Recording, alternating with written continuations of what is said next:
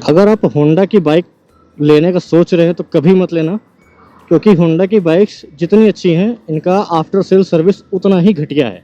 Hi guys, hope all of you are doing very well. So मैं एक बहुत genuine बात बताने वाला हूँ आज होंडा की। आप कोई भी बाइक ले लो, होंडा की बाइक कभी मत लेना। I would not recommend any one two by Honda bikes, क्योंकि मेरा जो एक्सपीरियंस रहा है आफ्टर सेल बहुत ही घटिया रहा है होंडा की तरफ से, होंडा कस्टमर केयर की तरफ से, होंडा डीलरशिप की तरफ से भी। तो बात ऐसी है कि मैंने अपनी बाइक 16 जून को दी थी इंश्योरेंस में रिपेयर होने के लिए, और ऑन पेपर उन्होंने मुझे लिख के दिया था कि 7 to 10 डेज़ में आपको बाइक मिल जाएगी। After multiple calls, multiple follow-ups, मेरे को जो भी उनका इंश्योरेंस का मैनेजर था सर्विस सेंटर का, वो मेरे को डेट नहीं बता पा रहा था कि कब तक वो मेरी बाइक देगा। कभी बोलता था कि अभी पार्ट्स नहीं आए हैं, कभी अप्रूवल नहीं आया है, कभी कुछ कभी कुछ। तो फाइनली मैंने उसको बोला कि अगर आप मेरे को डेट नहीं बता पा रहे हो तो मैं आपको कंप्लेन कर देता हूँ कि आप मुझे प्रॉपर डेट नहीं बता पा रहे हो कि मेरी बाइक कब तक मिलेगी। मैंने उसको ये भी बोला कि अगर आपको लगता है कि आप मेरी बाइक अगले 2 से 3 दिन में बन जाएगी तो आप मुझे 5 दिन 6 दिन बाद की डेट दे दो, इससे ज़्यादा मैं क्या कर सकता हूँ। आप 2-3 दिन का बफर लेके आप मुझे टाइम दे दो। बट वो बंदा बोलता है कि आपको कंप्लेन करना है, आप कंप्लेन कर दो, मैं आपको डेट नहीं बता पाऊँगा। एनीवेज फिर मैंने कस्टमर केयर में कंप्लेन करी। वो केस उनके जो भी उनका मैनेजर था, CRM था, उनके पास गया। तो वो CRM का मुझे कॉल आता है कि ऐसा ऐसा है, ऐसा वैसा है। ऐसा करके उसने मुझे लगभग 20 से 22 दिन बाद मुझे बोला कि आपकी बाइक रेडी हो गई है, हमने टेस्ट कर लिया है, सब कुछ हो गया है, आप आके बाइक लेके जाओ।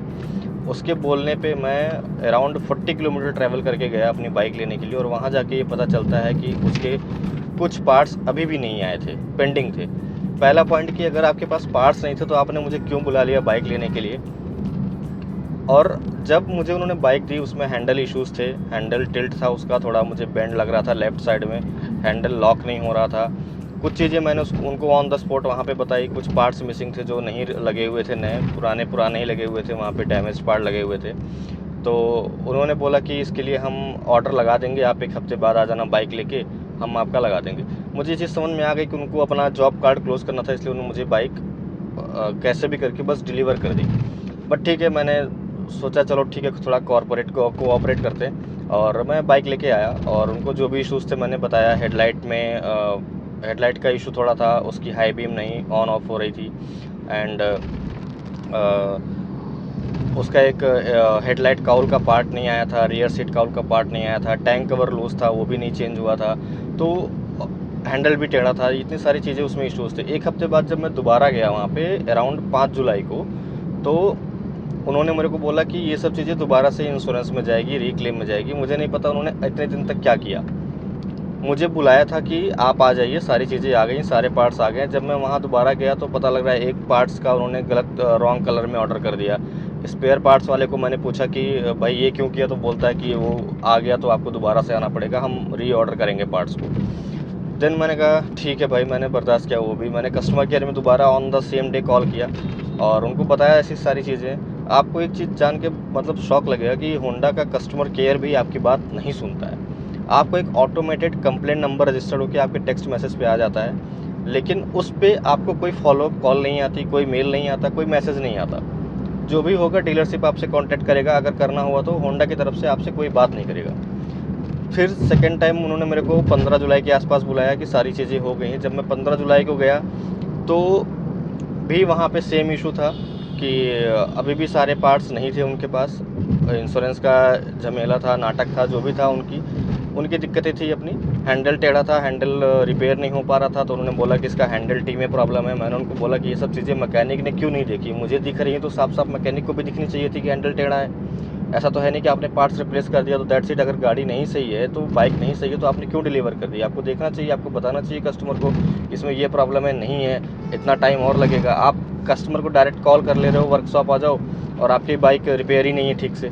तो बहुत सारी कंप्लेन करने के बाद उन्होंने मुझे फिर दोबारा से बुलाया था। तो मैं अभी उनको लास्ट संडे गया था, 24-25 जो भी डेट था आज, तो उस टाइम पे मैं गया था उनके पास। तो फिर उन्होंने बोला कि उन्होंने ही मुझे बुलाया था, मेरे पास सारे प्रूफ हैं कि आप संडे आ जाओ, सारी चीज़ें हो गई हैं, आपका काम हो जाएगा। तो फिर मैं जब संडे गया उनके पास दोबारा से अपनी बाइक लेकर, वो मेरे को ये बोलते हैं कि आपकी बाइक आज नहीं हो पाएगी रेडी, क्योंकि आज उनका सर्वेयर नहीं आया था। रीक्लेम में उन्होंने कुछ पार्ट्स दोबारा से डाले थे जो उन्होंने फर्स्ट टाइम क्लेम में नहीं डाले थे।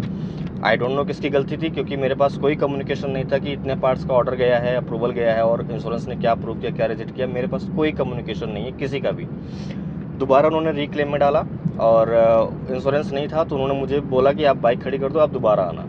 मैं आज दोबारा से जा रहा हूँ, उनका मैसेज आया, पता नहीं अभी बाइक का में क्या कंडीशन होगी क्या नहीं होगी। अब मैं दोबारा लेने जा रहा हूँ बाइक, तो वहाँ चल के देखते हैं क्या सीन है क्या सीन नहीं है। अगर आप होंडा की बाइक लेने का सोच रहे हैं तो कभी मत लेना, क्योंकि होंडा की बाइक्स जितनी अच्छी हैं इनका आफ्टर सेल सर्विस उतना ही घटिया है। मैं क्यों कह रहा हूँ ऐसा, आप पूरा वीडियो देखना, आपको समझ में आ जाएगा। मैं आपको अपना पर्सनल एक्सपीरियंस बता रहा हूँ, वो भी ऐसे सर्विस सेंटर की जहाँ पे चीज़ें मतलब अच्छी खासी चल रही हैं, जहाँ पे सेल्स अच्छा है, सब कुछ अच्छा है मतलब। और मैंने वहाँ से पहले भी स्कूटी ले रखी थी और उसके बाद भी इस तरीके की घटिया सर्विस वहाँ पे मिली है मुझे। मैं क्या ही बताऊँ आपको। मतलब ये बाइक आज से 1.5 महीने पहले मैंने सर्विस सेंटर पे दी थी रिपेयर होने के लिए। इसमें कुछ पार्ट्स रिपेयर होने थे, क्योंकि एक्सीडेंट हुआ था छोटा सा, तो कुछ पार्ट्स डैमेज हो गए थे। और जब मैंने 16 जून को ये बाइक दी थी उनको। 16 जून को देने के बाद इन्होंने मुझे बाइक डिलीवर करी है 5 जुलाई को। आप खुद अंदाज़ा लगा लो कितना टाइम इन्होंने लगाया है। अराउंड 20 दिन इन्होंने लगा दिया था और मुझे बोला था कि 7 से 10 दिन में आपको बाइक दे देंगे। तो 20 दिन बाद इन्होंने मुझे बाइक दी और मुझे बोला गया कि आप आइए, बाइक आपकी पूरी तरीके से रेडी है, सब कुछ ठीक है, चला के देख ली है, टेस्टेड है। तो मैं गया था बाइक लेने बहुत एक्साइटेड होके कि चलो मेरी बाइक फाइनली ठीक हो गई, इतना सब कुछ होने के बाद भी। तो वहाँ जाके मुझे पता चलता है कि बाइक का हैंडल टेढ़ा है, हैंडल नहीं चेंज हुआ है, और बाइक का हेडलाइट का एक काउल का पार्ट नहीं आया है, टैंक कवर का पार्ट नहीं आया है, और रियर सीट काउल का पार्ट नहीं आया है। मतलब कुछ ऐसे 4-5 आइटम्स थे जो मिसिंग थे, अभी भी यहाँ पे लगे नहीं थे। इन्होंने क्या चेंज किया आई डोंट नो। हैंडल में जो थोड़ा बहुत इशू था इन्होंने उसको वेल्डिंग वगैरह करके उसको ठीक करके दिया था, और इससे ज़्यादा मुझे कुछ भी वहाँ पे काम नहीं दिखा इनका। सेकंड चीज़, फिर इन्होंने मुझे, जब मैंने इनको बोला कि ये सब इश्यूज़ क्यों नहीं फिक्स हुए, तो उन्होंने मुझे बोला सर पार्ट्स पेंडिंग पे हैं, अभी आए नहीं हैं, आप 1 हफ्ते बाद आना, वो सब कुछ आपको सारा काम होके मिल जाएगा, आप परेशान मत होइए। मैंने कहा चलो भाई ठीक है, मैंने बर्दाश्त किया है, 1 हफ्ते और देख लेता हूँ इनका। फिर मुझे इन्होंने बुलाया 5 जुलाई को। 5 जुलाई को मैं फर्स्ट टाइम गया था, सेकंड टाइम गया मैं 15 जुलाई को। जब 15 जुलाई को मैं इनके पास गया तब भी इन्होंने मेरे को ये बोला कि इसका एक हेडलाइट काम नहीं, इन्होंने हेडलाइट चेंज किया था, वो हेडलाइट काम नहीं कर रहा था। मतलब उसको मैं अभी ऐसे बाईपास या हाई बीम ऑन ऑफ करता हूँ तो वो काम नहीं कर रहा था। तो मैंने वो चीज़ भी इनको बता दी थी जब मैं फर्स्ट टाइम बाइक लेके आया था 5 जुलाई को। उसके बाद इनको मैंने बता दी थी कि ये इशू आ रहा है। तो इन्होंने क्या किया कि बोला कि हेडलाइट आपकी वारंटी में चेंज होगी, और उस दिन इन्होंने सिर्फ क्या किया था मेरी बाइक में कि उसका हेडलाइट काउल मंगाया था, बस वो चेंज किया था, और रेयर सीट काउल मंगाया था वो उन्होंने दूसरे कलर का मंगा दिया था, रेड कलर में। तो मैंने उनको बोला यार आपको गाड़ी नंबर है, गाड़ी का कलर है, आप लोग ऐसे कैसे मतलब चीज़ें इतनी रिस्पॉन्सिबिलिटी के साथ कर रहे हो कि कस्टमर को बार बार आना पड़ रहा है। और उनका स्पेयर पार्ट्स का मैनेजर बोल रहा है सर आ गया तो आ गया, अब आपको दोबारा से आना पड़ेगा। मतलब एक तो गलती भी उनकी, कस्टमर परेशान हो रहा है, और इतने इररिस्पॉन्सिबली वो बोलते हैं कि रूडली कि आपको अजीब, मतलब क्या बुरा ही लगेगा। तो मैंने उनको बोला भाई ठीक है, क्योंकि मेरे पास कोई और ऑप्शन नहीं होता है।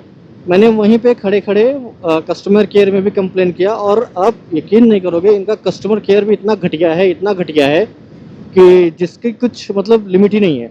आप उनको कॉल करके 10 बार कंप्लेन कर दो, वो आपको एक बार भी कॉल बैक करके आपको अपडेट नहीं देंगे। होंडा वालों की तरफ से आपको कभी भी कॉल नहीं आएगा, बस आपके पास एक ऑटोमेटेड क्या बोलते हैं कंप्लेन नंबर आ जाता है टेक्स्ट मैसेज में, और कुछ भी नहीं आता है आपको। कभी इनके किसी भी सीनियर बंदे की तरफ से आपके पास कोई रिप्लाई नहीं आएगा, कभी उसका कॉल नहीं आएगा, कभी कुछ और नहीं आएगा। अगर कुछ बहुत ज़्यादा मेजर प्रॉब्लम हुई तो डीलरशिप की तरफ से आपको कॉल आ जाएगा कि आप अपनी गाड़ी लेके आ जाओ, बस दैट्स इट। उसके बाद कुछ नहीं, आप परेशान होते रहो।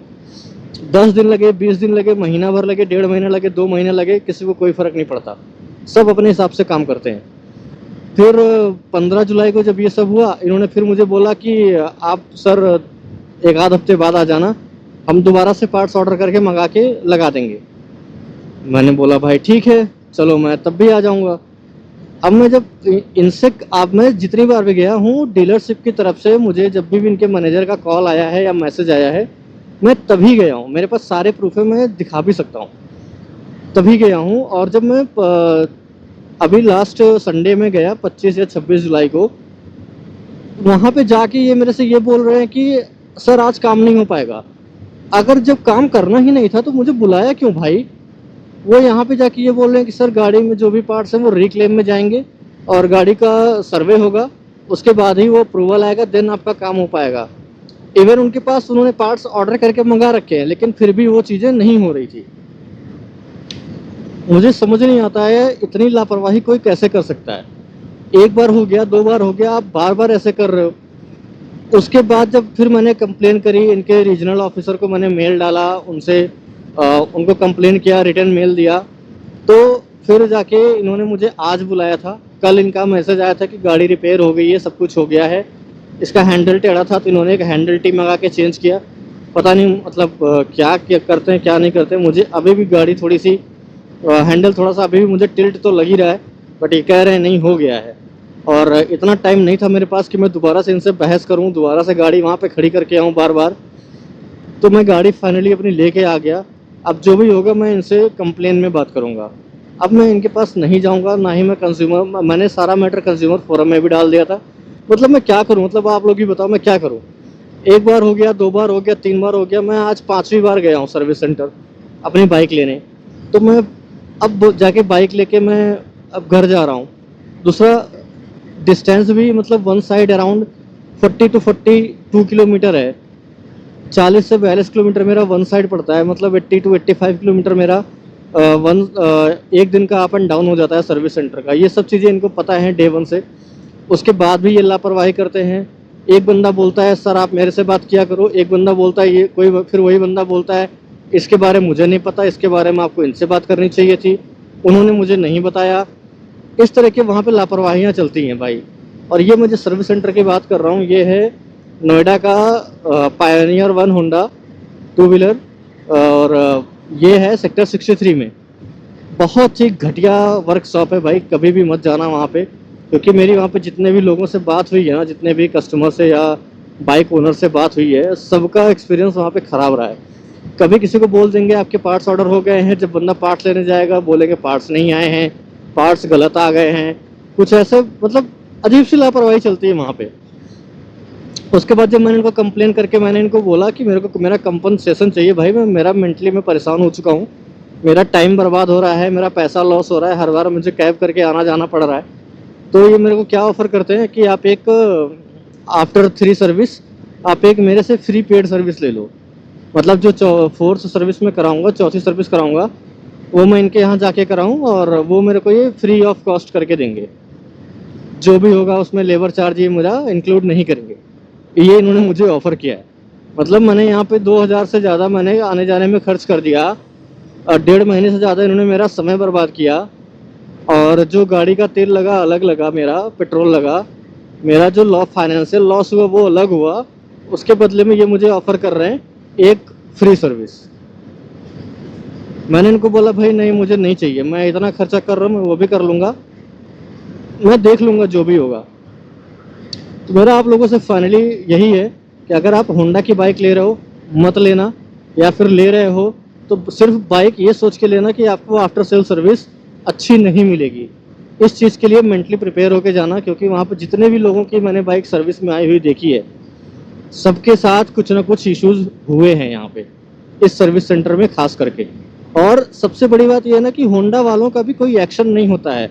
आप उनको बोलोगे ना कि ये बंदा मेरे से बदतमीजी कर रहा है, आपका ये एम्प्लॉय मेरे से बदतमीजी कर रहा है, कोई फ़र्क नहीं पड़ता होंडा वालों को। मैंने कंप्लेन करके ये चीज़ उनको बोली है कि इंश्योरेंस वाला बंदा मेरे से बदतमीजी से बात कर रहा है कि मैं गाड़ी कब तक डिलीवर होगी मैं नहीं बता पाऊँगा, कब तक बनेगी मैं नहीं बता पाऊँगा, आपको जो करना है कर लो। लिटरली बंदा मेरे से ऐसे बात करता है।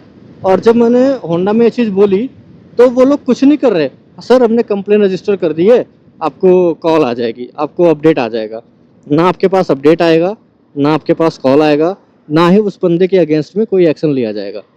तो कुछ नहीं होता है, सबको पता है कि जहाँ पे सेल हो रही है वहाँ पे किसी भी एम्प्लॉय के साथ कुछ नहीं करेंगे ये, ना तो उनकी सैलरी कट करेंगे, ना जॉब पे कोई वार्निंग देंगे, मतलब कुछ भी नहीं। मतलब मैं ये नहीं चाहता हूँ किसी की जॉब जाए, बट हाँ एटलीस्ट कुछ तो स्ट्रिक्ट एक्शन होना चाहिए कि उसको भी थोड़ा सा रियलाइज़ हो कि वो क्या गलती कर रहा है, कि कस्टमर से कैसे बात करनी चाहिए, कैसे बात नहीं करनी चाहिए।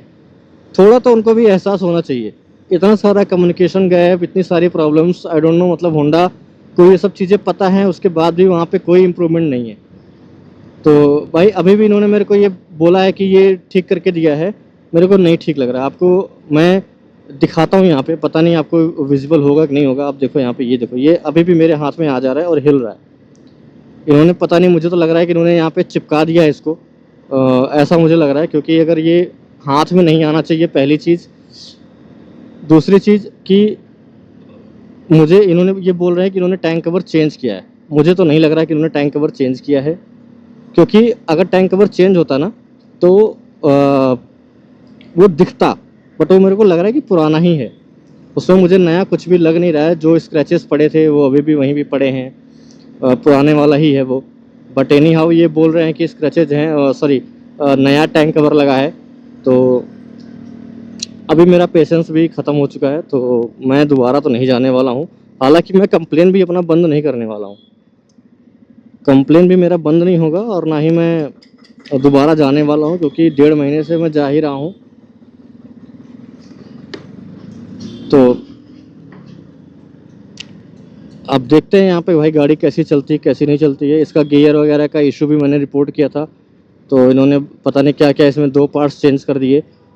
हालांकि अभी मेरे को थोड़ा गियर इम्प्रूव लग तो रहा है, बट देखते हैं कि कब तक रहता है, क्योंकि वो चलते चलते ही पता चलता है। 2-4 किलोमीटर की ड्राइव में पता भी नहीं चल पाता है, टेस्ट ड्राइव में। तो एक बार देखते हैं कि क्या सीन होता है, कैसे रहता है। तो सब्सक्राइब कर लेना आप लोग चैनल को आने वाली वीडियोस के लिए, और भी। और बाकी और भी मैं वीडियोस लेके आऊँगा Honda hornet 2.0 OBD 2B model पे। और जैसा भी रहेगा मैं आपको बताऊंगा। कमेंट करके बताना आपका सर्विस सेंटर का एक्सपीरियंस कैसा है, और आपको इस बाइक में और क्या क्या प्रॉब्लम्स फेस हुई हैं। तो जैसा भी रहेगा आपको मिलते हैं अगली वीडियो में, तब तक के लिए बाय बाय।